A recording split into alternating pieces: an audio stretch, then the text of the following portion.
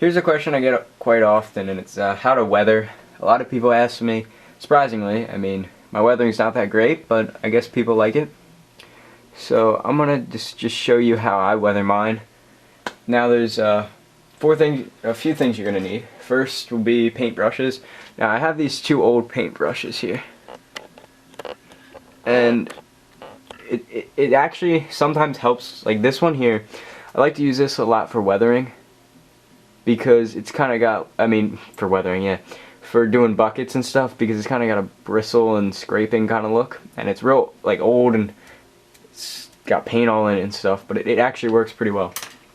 Next, I have a finer detail brush, and this one's a little old and it's got paint in it and stuff, but it's good just to have a regular one, and I'll show you when you're going to need them.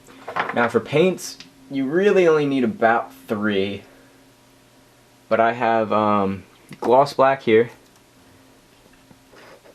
I have flat black, silver, and rust. Now a lot of people like to use rust washes and stuff. I have the paint, and I don't mind it if you do it right. I didn't like the look of it, but kind of figured a way out you can do it. So he wants to weather his 330, so I'm gonna pretty much specifically do my 330. Like, show you. I'm not gonna weather anything today because I don't really have a model for it, but here's a dozer. Really, for weathering, you gotta look at grease points, wear points, and rust points, in my opinion. So here, let's start with the blade. You're gonna have some rust. First, you're gonna have silver. Silver, anything that scrapes, and what I like to do is just get my brush and just put it on nice and clean where it starts, and then just kind of loosen up, get a paper towel, and just kind of dot it off, and a little bit less towards the top. Now this one's a little messed up, I got a little messed up. Then what I like to do is, first you gotta let that dry overnight, and then maybe get some rust in here. And sometimes what I do is I have my, if I can get it here, this is my, this is where you wash them. I have like brush cleaner in here, and it sometimes gets real dirty, and that's what I use for my 330 boom, to kind of get like some dark marks in there. If I can zoom in here, look at my 330, you can see some darks. That just adds like some older look to it. So sometimes I like to do that. This one's got a little black on it. It's not supposed to have that much, but it's pretty much that. Tracks, now on a dozer, and I'll get to the excavator real soon. Tracks, I usually like to just do silver, and I'll take this brush here, it's kind of brillo-y, and I just kind of flick it on a little bit, and you just get a little bit of rust. Steps usually are rusty. I mean, it depends what you're doing, but I like to just put a little rust there. Sometimes they're pretty much all silver, but that's your own opinion. Exhaust, I think it's kind of cool to have an all rust exhaust. I have that on my dozer and my excavators pretty much. So that's your opinion. Most of the time they're a little rusty, not all the time. And your track frames here, usually they're silver in some spots, and toward the upper part and less contact with dirt, they'll have a little bit of rust on it. So there's that. And on here I got some black because sometimes they get a little greasy. Another key point is the fuel tank. This one didn't turn out too great, but it's not bad. You can see. And I like to just kind of drip that down. Black works fine for that. For grease points, not too much on the dozer, so I'm not really going to go over that yet, but that's pretty much all. Handrails, usually you can rust. The back here, it's not that much, but he didn't really ask for a dozer, so I'm just going to put that aside here. So here we got 2 weathered excavator models and the regular plain one. So I got my 450 in the background. Now, what I like to do for the 330, alright, so first thing most people always do is add grease and bucket wear. Bucket, just take it, and you want to just, if I can get a clean bucket here, this doesn't really work, give me 1 minute. You just want to take silver and do it. It depends what you're doing. If you want it super worn, take my bucket here. If you want this super worn, this bucket, you're going to want to pretty much paint the entire sides silver. Well, usually use this brush. You're going to want to pretty much get this whole side. What I like to do is have a little bit up top, and just kind of go, and you just want to go in the motion of it actually scraping, and you'll get some kind of, there'll be a little line of yellow here, and that's pretty cool because that's more realistic if you think about it. Because really dirt might not get right behind the wear plating. Teeth, I mean, just pretty much all inside, pretty much is silver. Usually it's about like here. And then the back just kind of ties in with it. If you look at my bucket, and it's got rust on it, but you can see there's still some yellow. There was yellow there's yellow here, and same on the other side. And see, there's just where it usually scrapes. Once you get that silver, you can add rust if you want. Some people don't like the look of rust. I personally kind of do. It's more realistic in my opinion. This side's got like a little bit of black. Sometimes, I don't know why, but there's a little bit of dirt and stuff in there. And also, I have dirt in mine. That's one from dioramas, and two from, I actually did put dirt in there because you never see a bucket that's clean. It's always got dirt on it for the most part, unless it just got washed. So you're usually going to want to put a little dirt in there. I got mud and it dried out and added a pretty sweet effect. But you just have to be careful, because if you have mud like all over it, it's not going to be very realistic, because it is, when it's used, it's going to have some silver showing through. So that's what I like to do. Moving up now, grease points. Well, you're going to want to use flat black for that. Unless you want brand new, greasy, slimy grease, you're going to use gloss. But most people use flat. For the auxiliaries, usually pretty greasy. I think I did a little too much by accident, but that's alright. These lines here, these are your on boom lines. They usually stay yellow. You see a lot of people with 330s painting them black. They are always usually yellow, unless they're added on or replaced or something. Grease points, again, kind of skip back. They're usually on the linkage, and on the linkage also, and the quick coupler. Quick coupler is usually either rusty or silver, because you see guys moving buckets and stuff with their quick couplers. Sometimes they say yellow, but usually not. I mean, they're not very noticeable. Linkage here, this hook, it's always going to be silver or rust, because people are throwing chains through it and whatnot. So that's pretty much personal preference. Mine's yellow for now, but I mean silver for now, but I might add rust eventually. Grease point again at the end of the cylinder, because I mean it's always going to be pretty greasy. But again, kind of your own opinion. If you wanted a newer model, or newer machine, then it's not going to be as greasy. You see guys who you don't see any grease on theirs, but depends what you're going for. Now your stick, that is always silver, but then it's always rusty, and sometimes black. I mean, again from the auxiliaries, but for some reason I don't know why they tend to become black. At least that's what I see. At least they look black. It's more dirt and just stuff mixed in, but I actually have a little bit of dirt in there. But usually you just want to put that silver. Maybe put in a little bit of black in there or something if you want, but I wouldn't worry about that too much. Now, this part's not going to be super easy to show because I have my lines in there, but let's pull this in. So I have my hydraulic lines, but grease on here can be from nothing to little squirts to all the way down here. Mine's pretty greasy, but that's also because there's hydraulic lines, and most of the time hydraulic lines, they'll rub against the stick and get all grimy and whatnot. One recommendation is any line that goes to something is always pretty much going to be rubber, and usually black or gray or silver where it has springs around it. So for Kynoch Resources, he just has the regular stock line. I'd recommend to just paint that black. Looks a little bit nicer while you're doing it. And if you want, you can paint the casted in lines to the auxiliaries. I personally have added hydraulic lines because I think it looks way cooler.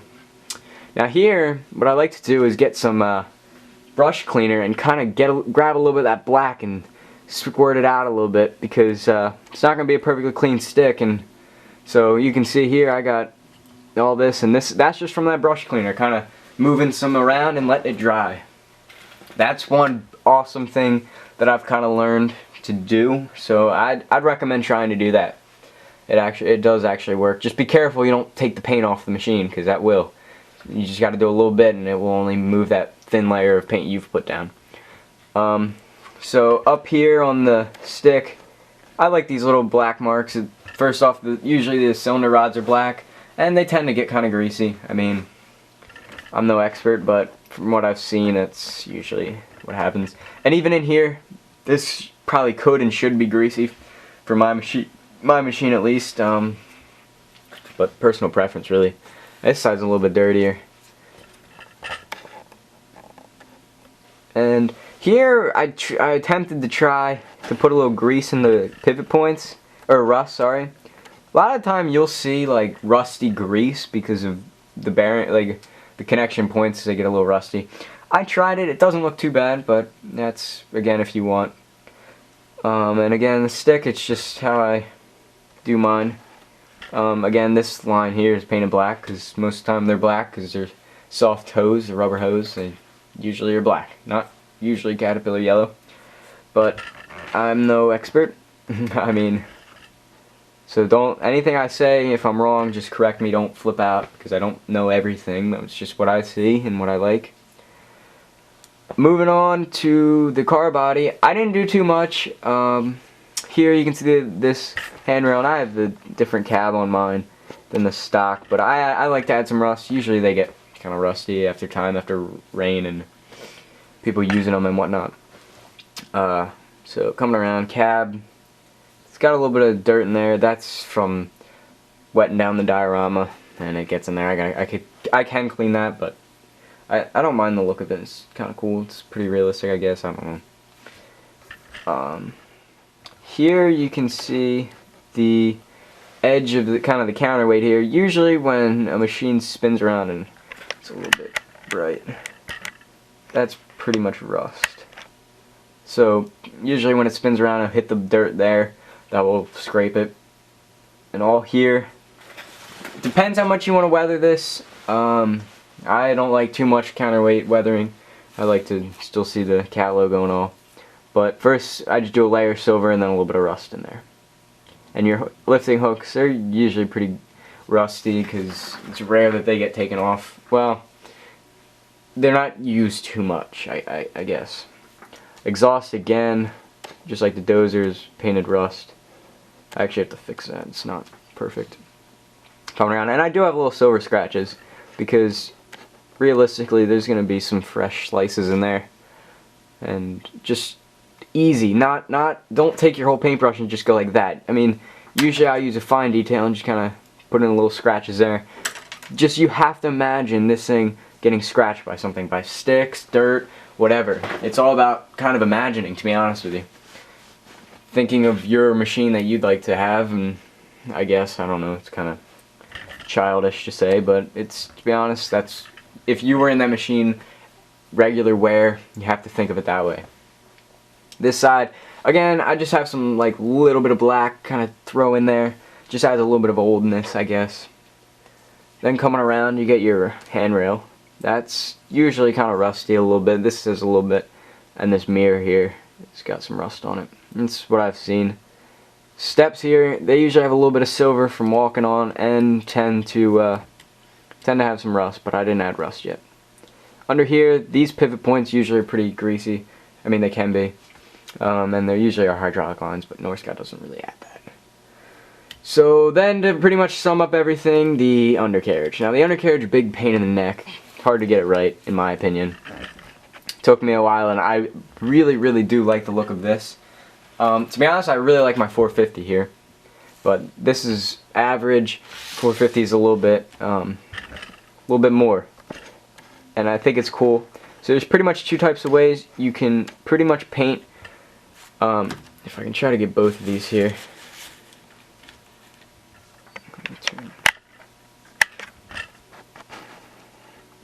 So one way you can do it is have the track silver from just pretty much it's being used now, you know. And then have a little bit of silver on the edges from a little bit of scrapes, and then rust up top. or you can do more 330 and leave a little bit of black, a little bit of silver thrown in, and a little bit of rust thrown in. 450, pretty much, I have all silver on the tracks. Would have been bad. Pretty much all silver on the tracks. And then underneath here, you can see these part of the track frame. That's usually pretty rusty. I mean, gets hit once in a while, but not too often. Same thing. And that's what my 330 pretty much looks like. Now, for again going to my 450, the walkway is usually a mix of silver and rust. And then I have my grapple in this one, and what I did with that is first you're gonna have around the edges, usually around here, got a little bit of silver, and I don't know, I mean, it's just kind of from, it's what I've seen, just around the edges, and not all, because I mean there's always gonna be some paint on there, and this is really loose, but it's kind of hard to explain. And if you have non-black cylinders, what you see a lot of people do, and what you see is a little bit of black on here, and that's just, I'm not quite sure exactly. It's just from regular grease and whatnot making a mess, like grease is, and that's what I've seen, and it makes out a pretty cool effect. And the counterweight on this one, you can see it almost looks like it's been repainted because the Hitachi's just about gone. But this doesn't have any rust. And you can see that's, I don't really like the look of this counterweight. I want to fix it up, but it's one of those things you just got to do. And you can really see the tracks, they're just all silver, but that's up to you. Sometimes you like to leave the inner parts black and then take silver and run it along, and just the grousers will kind of be silver, and that's a little bit newer look. But the grousers usually tend to be rusty if they sit, so it's kind of what the effect you're going for. If you're going for a much like sitting around, then you could do that. If it's being used, then you go for the all silver, in my opinion. So that's pretty much it. That's how at least all my models are weathered. The reason I had that 320 sitting there that's brand new is because I was thinking about kind of demonstrating, but I'm not going to paint it. But you just kind of see the two different ways of weathering. It's all about thinking. You have to think about what you're doing.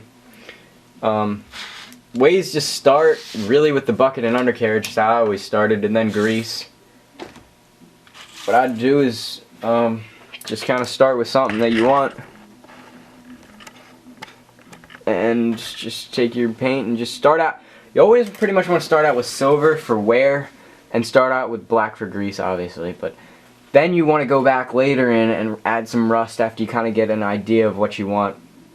So I'd just start out with silver, and you might not get rust.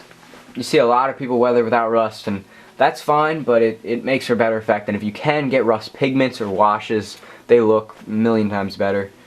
But for rust, what I like to do, because I didn't really go over that, is just kind of dab it on. If you kind of like brush it on, it won't look good at all.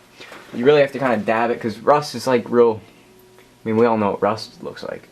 So I really hope this helped. I'm not the best at it, obviously, but I see a lot of people saying that it looks pretty cool, and I appreciate that a lot. But that's pretty much my weathering, and these are the models, 3 models I've weathered.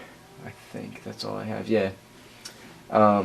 If I do decide to get an excavator that I'm going to weather, or if I eventually weather this 320, which was always a thought, I will certainly make a video again. But he wants to weather. It sounded like he's ready to do it, so figured I'd help him out. And all you else watching, hope this can help out.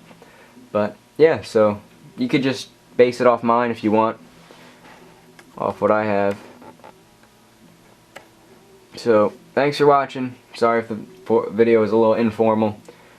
I have music in the background and all, but so yeah, peace out.